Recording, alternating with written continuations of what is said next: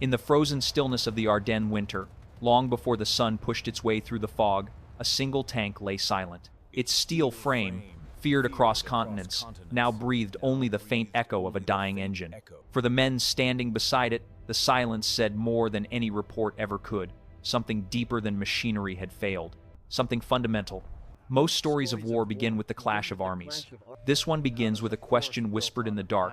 How does a force built on iron, discipline, and ambition come to a halt, not by enemy fire, but by the emptiness of a fuel gauge?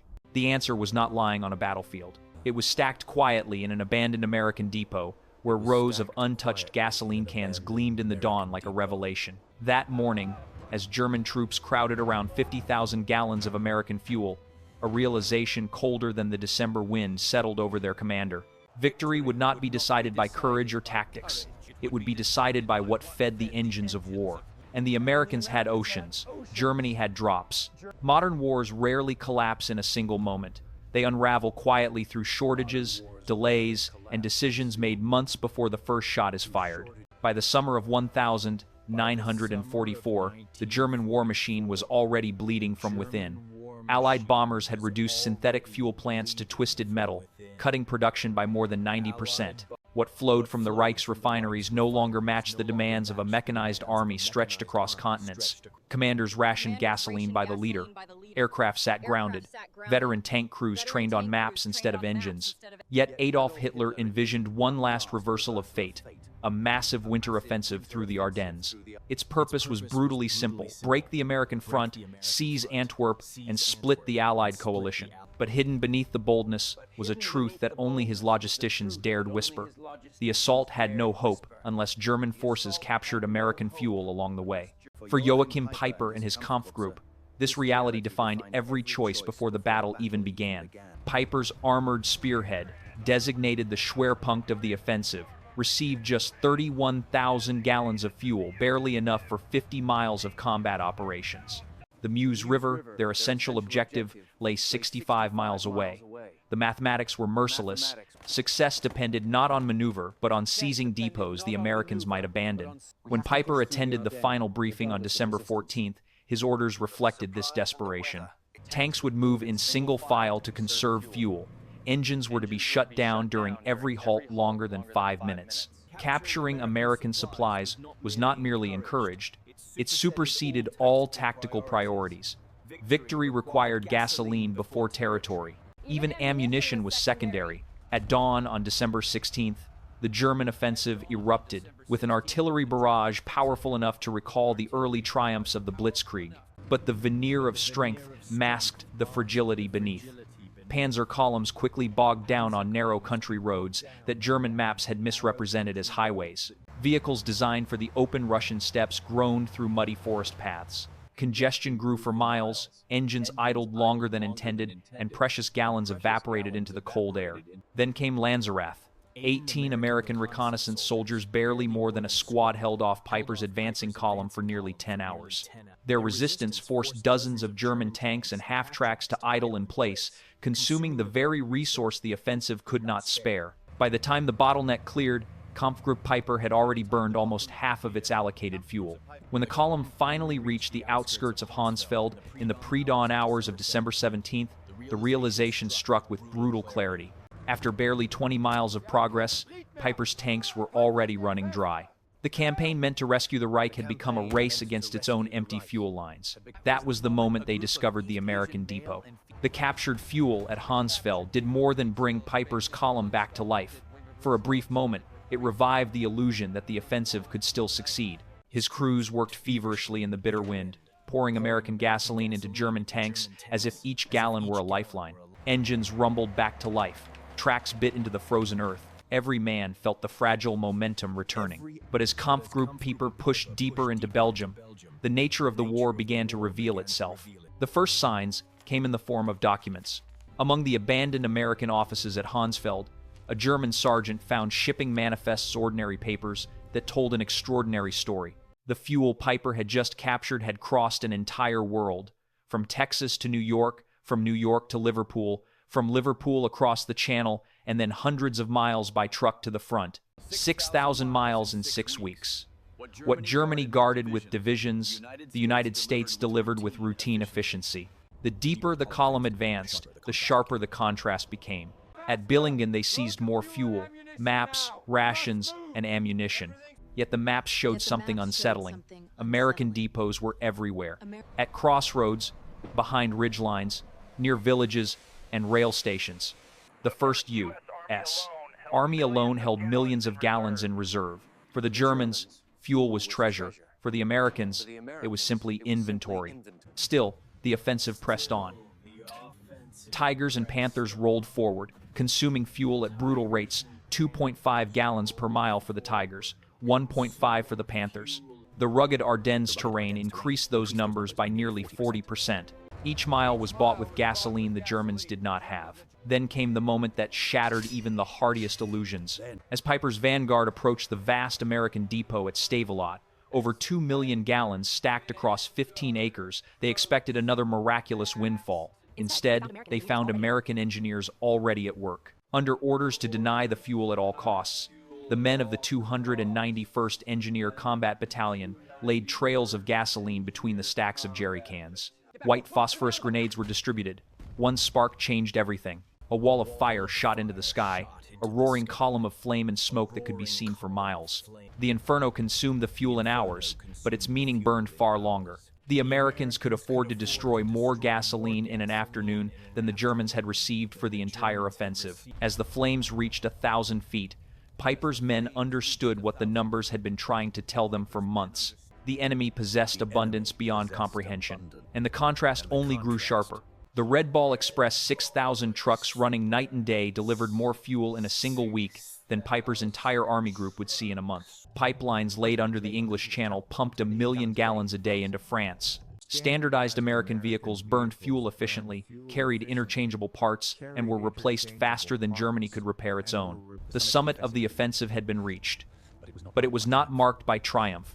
It was marked by the realization that the German advance was climbing a mountain made of numbers they could never overcome. By December 19th, the illusion of momentum had collapsed. Kampfgruppe Peiper was still fighting, still maneuvering, still pushing toward the Meuse, but the fuel gauges told a harsher truth. Each engagement burned more than the column could capture. Each mile forward was borrowed time. Reports from maintenance units grew more desperate. Panthers abandoning the march because their tanks ran dry, Tigers left behind on roadsides like gutted monuments to a fading ambition. At Stoumont, the weight of the crisis became undeniable. German crews fought fiercely, but every maneuver cost gallons they could never replace. Peiper consolidated what remained perhaps 8,000 gallons in total, barely enough for one final attack or a retreat, but not both. He chose to press on, knowing that strategy had long since given way to survival. Meanwhile, the Americans were preparing for January operations with a scale of planning unimaginable to their opponents. Brigadier General Morris Gilland requested 245 million gallons for the coming month. The request was approved without debate. On the same day, USS C-47 transports flew hundreds of sorties into the besieged town of Bastogne, delivering more fuel to a single surrounded garrison than Peiper's entire formation possessed at its peak. Clear skies on December 23rd sealed the German fate. Allied aircraft took to the air P-47 seconds, B-26 seconds, and fighter bombers, each burning fuel by the hundreds of gallons every hour. One day of air operations consumed more gasoline than Germany had allocated for its entire winter offensive.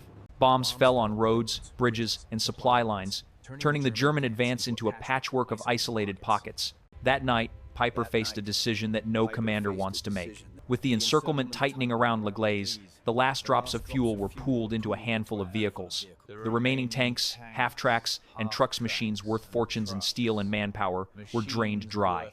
Crews smashed radios, set demolition charges, and prepared to abandon the armored beasts they had spent years mastering. The next hours unfolded in a quiet, more haunting than battle.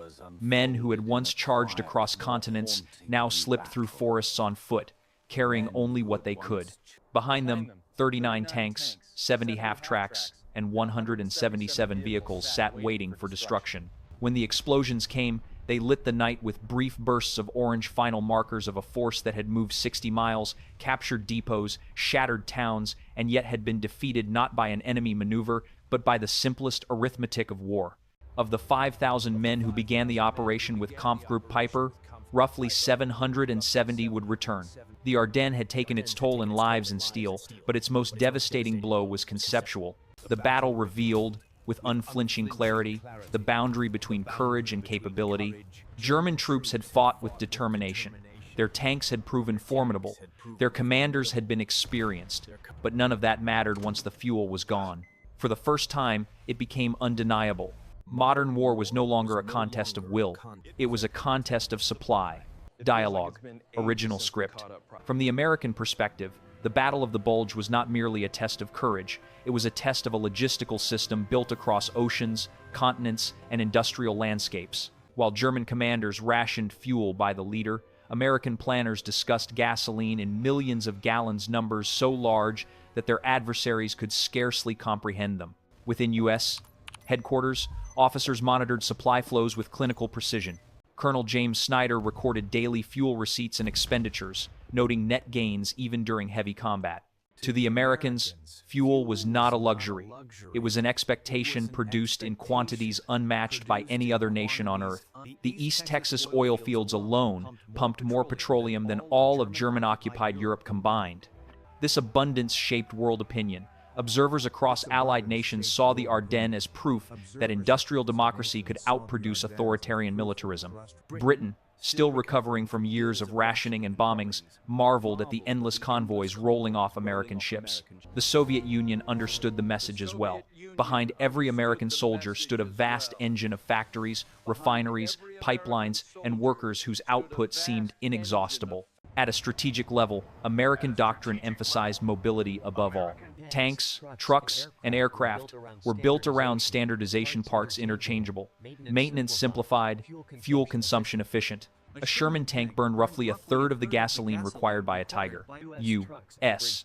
trucks averaged 8 miles per gallon under load, and when one broke, it was often faster to replace the entire vehicle than to repair it. To the Americans, destroying millions of gallons at Stavelot was not an act of desperation, it was an act of confidence. They could afford it. World leaders understood the implications. After the war, at Nuremberg, German generals repeatedly cited logistics, not courage, not tactical failure, as the decisive factor of 1944. They acknowledged that the United States had rewritten the nature of modern warfare. Battles would be determined less by generals in the field and more by supply officers, engineers, and industrial workers thousands of miles from the front. The world had stepped into a new era. Logistics was no longer the hidden backbone of war. It was the war. Today, the Tiger tank that once led Kampfgruppe Peiper stands silent in a small museum at l'Église. Its armor is intact. Its gun is intact. Even its tracks, though weathered by decades, still rest exactly where the crew abandoned them. Only the fuel gauge tells the real story. It sits frozen at empty, a quiet monument to the moment when tactical brilliance met logistical reality and lost. Visitors often ask why such a formidable machine was left behind. The answer is not found in the scars of battle, but in the invisible threads of supply lines stretching across nations. That December, Germany lost not because its soldiers fought poorly or because its tanks were inferior. It lost because its engines were starved while American engines were fed by an industrial system vast enough to circle the globe. The legacy of Honsfeld and Stavelot reaches far beyond the Ardennes. It marked the end of the romantic myth that wars are won solely by bravery, bold maneuvers, or the genius of generals. The truth was harder, colder, and more enduring. Modern warfare is a contest of production, fuel, transportation, and the relentless capacity to sustain movement. Courage matters. Skill matters. But without supply, they evaporate like heat on winter steel. Joachim Peiper understood this long before historians put it into words.